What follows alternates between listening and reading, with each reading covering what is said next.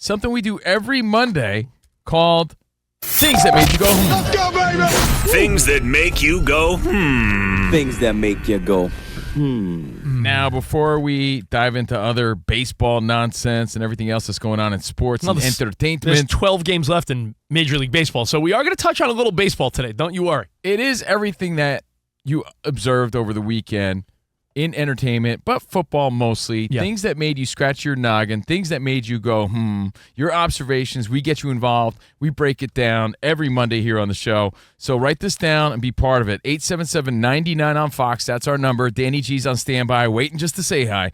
877-99 on Fox and everything at Covino and Rich at Fox Sports Radio.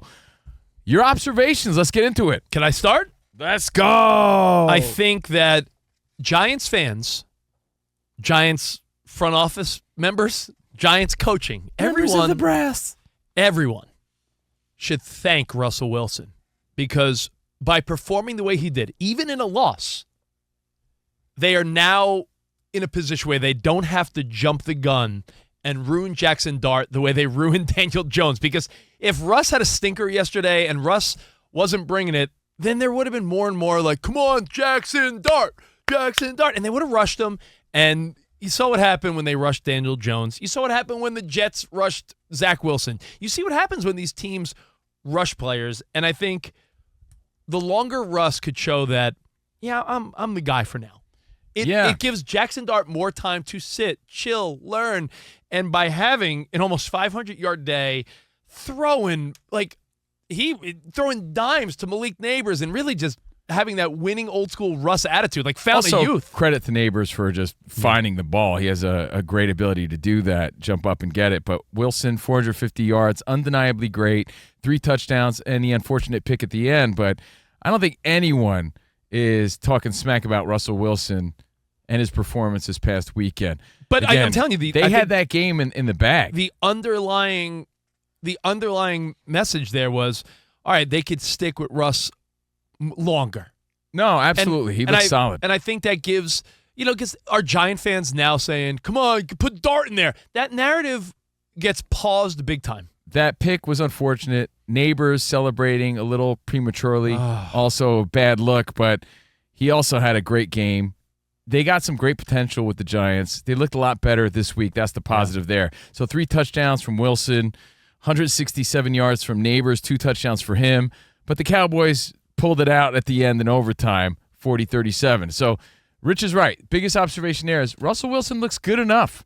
He looked great this weekend, but good enough to stick around to give some breathing room. So there's no urgency. There's no like, man, he's over the hill. You got to get Dart or someone in there. That narrative could be shut down for weeks, I think, right? Wilson still has some game left. Neighbors is the guy. Which, exactly what I had written down. You know what this does? You know me. I'm always schedule watching. This lines up a really interesting primetime game next week. You're always ass watching. Who are you kidding? And that is true. You're booty gazing. Right. I see Rich at the gym. He's not watching the game. He's watching the cheeks on the treadmill. How do you get inspired? No, but next week, if you want to look ahead to week 3 of the NFL, this is a game that, looking back, you'd be like, yeah, this is sort of a throwaway game. Why are they making this primetime? But Sunday Night Football, Chiefs at Giants next week. 2 0-2 teams. The Giants expectedly 0-2. The Chiefs 0-2 playing with desperation, but Russ coming off of that big game. I think that's going to be really interesting. I really do. Well, the Chiefs are kind of looking buns, as they say right now. And it's not just 0-2. I think, it's 0-3 if you figure in last season. And that's a first for Mahomes.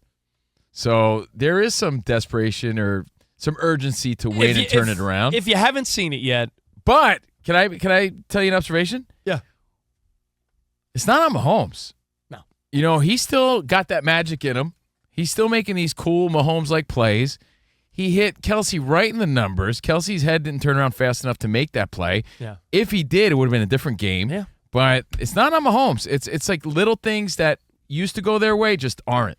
Yeah. And that's 3 in a row for them when you factor in last year. So I think a little urgency to beat the Giants next week. If you haven't seen it yet, if you have, you can still play along. But point spread for next Sunday night, where's your instinct without looking? Who is favored and by how much? Chiefs at Giants. Chiefs favored Chiefs at Giants, right? Yeah, Chiefs they're favored. going to MetLife. I'd say by a touchdown. You're close. 6.5. Do you like the Chiefs putting a whooping on the Giants, or do you feel like the Chiefs' woes continue and it's a close game? They'll turn the corner. I don't think they're done by any means. No, but I'm saying like they played, some tough games. This is like an urgent statement game. Well, they don't want to start 0-3. No, but I'm saying, do they beat the Giants or do they pound the Giants? No, I think they beat them just by like a touchdown, maybe 10 points. Okay. That's what I think. Thought it was an interesting line coming out. I'm like, I wonder what it's going to be. I wasn't sure, to be honest. But the Giants don't stink. I think that's what we got out of this game, because it was a really, even Danny G was like, yo, man, you watching this game? It was an exciting game. Giants-Cowboys. Giants always tough against the Cowboys. It was a good one. Yeah, don't forget to give Aubrey a lot of credit. What, first kicker to ever kick one to send the game into overtime and then get the kick to win the game? Mm-hmm. And speaking of kickers, I think it's interesting to see that the Colts are 2-0 here. Yeah, you mentioned Daniel Jones before. When it came to rushing quarterbacks, it seems like everything's working out for this guy right now, and that's what a change of scenery could do. Was he always a decent player with great potential? Probably, but he was thrown out there with a team that stinks. Now he's in a different scene, a different setting. He's thriving. He's throwing dimes, and he's getting lucky breaks.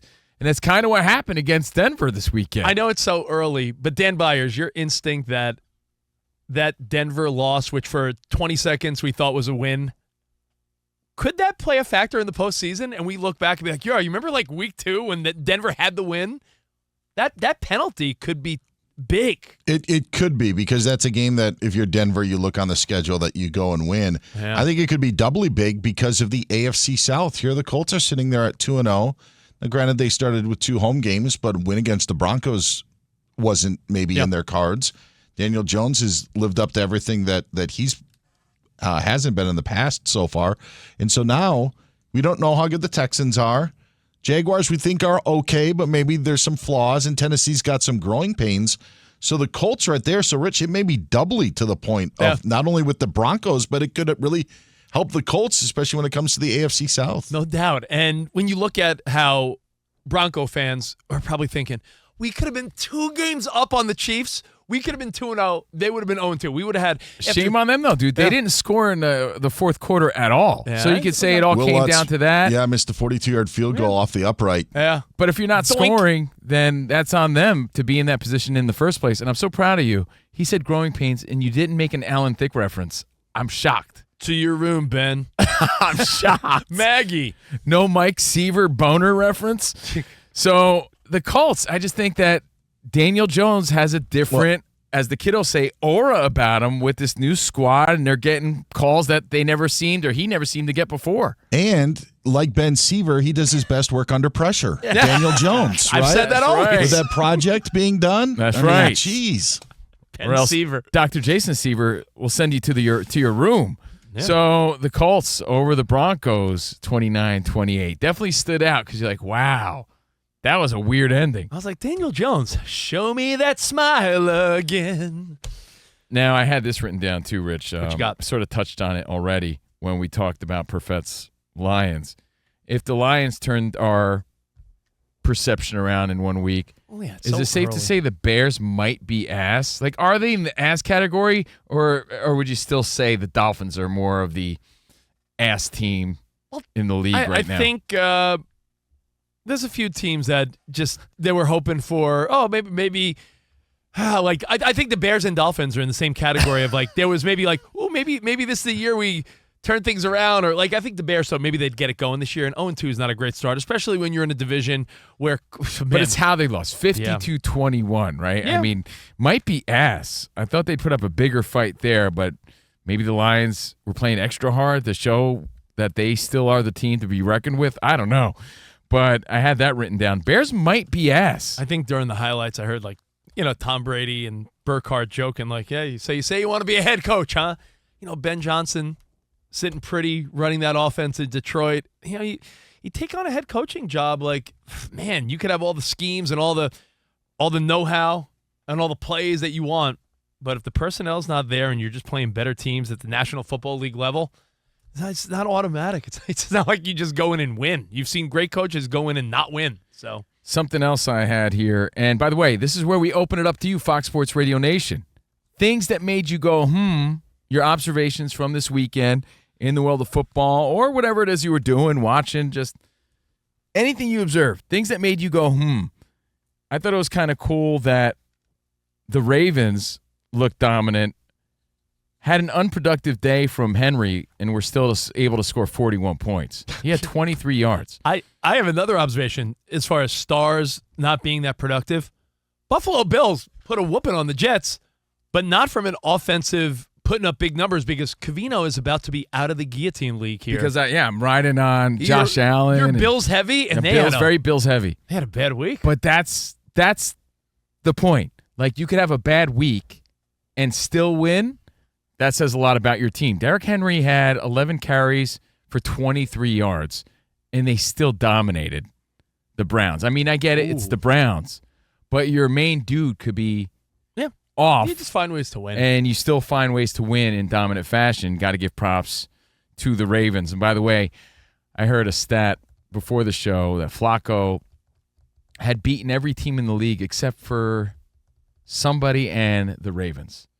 So it could have been one more notch closer to doing that. Oh, yeah. I think that's a fun accomplishment to say you beat every team in the league. When you hear like a home run hitter, is like he's hit a home run in every stadium except, and you're like, really, that stadium? And okay. I knew, it was only two teams that he hadn't beaten. Ravens, one of them, and for obvious reasons, he played there and didn't get that many chances. I knew there was no chance. I was like, it's not happening, So good luck. But Derrick Henry off, but the team's still on. I think that's a good look. I think tonight, I know it's not a thing that maybe go because it didn't happen yet, but tonight should be interesting because the Raiders and Chargers both sit at 1-0. And, well, conventional wisdom, and most people will be like, tonight it's, Chargers are going in there as only 3.5-point favorites because I feel there is a sense of like, well, it is in Vegas, and last week Pete Carroll had that team pretty fired up, and they look better than some thought. But whoever wins tonight is 2 games up on the Chiefs. I think we might be underestimating the Raiders. I really do. Geno Smith looks so good. He's so talented.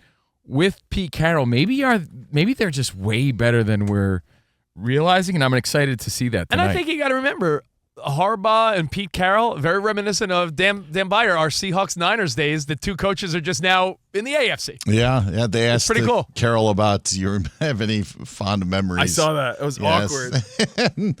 But there were some great memories. I mean, there's some not so great. Not one kind thing to say about their rivalry. It was just like, we've had some good games against each other. I think he didn't want to be disrespectful and say the NFC Championship game on the tipped Kaepernick pass, but that would obviously be a highlight as well. Yeah, my favorite was when Crabtree was called out by Richard Sherman in embarrassing fashion.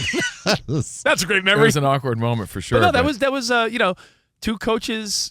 That coaching rivalry continues tonight. That was that what's your deal? Yeah. That was also the USC Stanford days going back to that rivalry. Oh, speaking of the Raiders, I don't know if you saw this. This is like a little side nugget, but it made me say, sort of ties in. Tom Brady said that he was going to make an announcement today or tonight.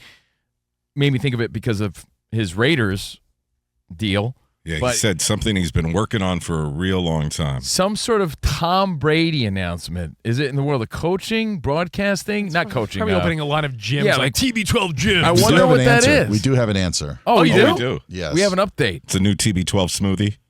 No, it's. Do I have to breaking news? No. No, I thought it was like a later on tonight sort of announcement. It was. This is what Adam Schefter tweeted 7 minutes ago. Oh, okay. Tom Brady's coming out of retirement, sort of, to join a list of NFL stars and others for the Fanatics Flag Football Classic, a competitive flag football tournament taking place in Saudi Arabia on March 21st of 2026. And his involvement is more than just playing, I would imagine, based on what he said about he's been working on it for a long time. Yes. And so Pete Carroll, Kyle Shanahan, and Sean Payton will be coaching the 3 teams. Wow. CeeDee Lamb, Christian McCaffrey going to be a part of it as well. Wait, hold on. That's pretty big. I just got to ask, how much money do these sheiks have? No.